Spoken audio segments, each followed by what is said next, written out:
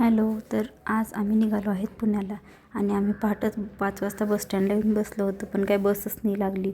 आमची बस तर होती 6ला. तर आज माझ्या बहिणीच्या मुलीचा होता कार्यक्रम. आता आमच्याकडे त्याला बोळवण किंवा उटगिरणी असं म्हणतात, तुमच्याकडे काय म्हणतात हे नक्की सांगा. तर आम्ही निघालो. मग आम्ही वाट बघून बसलो. बस आली 6 वाजता. मग बसमध्ये बसलो. मग काय त्रिशा झोपी गेली बसमध्ये बसल्यानंतर. मग तिकीट काका आले, तिकीट वगैरे काढून घेतलं. तर तेव्हा तिथे एक मला आजोबा दिसले. त्या आजोबांची बघून ना मला माझ्याच आजोबांची आठवण आली. असेच माझे आजोबा होते.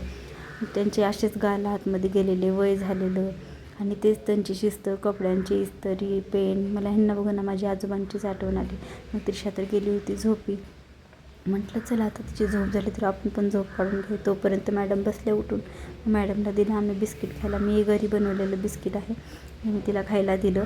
मग तिची काय खाऊन वगैरे झाल्यानंतर तिची मस्ती चालूच होती. मग तिनं खेळली. तर बसमध्ये खूप त्रास दिला व मला तर काही तिनं शूट नाही करू दिला, पण खूप त्रास दिला तिनं बसमध्ये. मग आम्ही परत उतरलो बसच्या खाली. तिथं तिचा मामा आला न्यायला.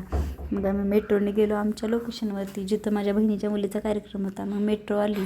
तर त्या मेट्रोमधून त्रिशाला एक बाहेर ट्रेन दिसले. तर ती ट्रेनला त्या हॅलो वगैरे करत होती. अशी मेट्रोमध्ये सगळी ओपन दिसली ना, तर त्रिशाला असं वाटत असेल किती मोठं घर आहे बाबा. मग आम्ही आलो कार्यक्रमात. तर ह्या मॅडम माझ्यावर रुसल्या होत्या आणि ह्याही मॅडम माझ्यावर रुसल्या होत्या. माझं तर काय आतून ईदचा रुसवा, दोघींचा मग रुसवा काढला. आणि आता चला तुम्हाला हे पोळवणचा कार्यक्रम कसा आहे पाहण्यासाठी ना मी खाली लिंक देईल, त्या लिंकवर तुम्ही जाऊन क्लिक करा. माझा पूर्ण व्हिडिओ यूट्यूबला आहे.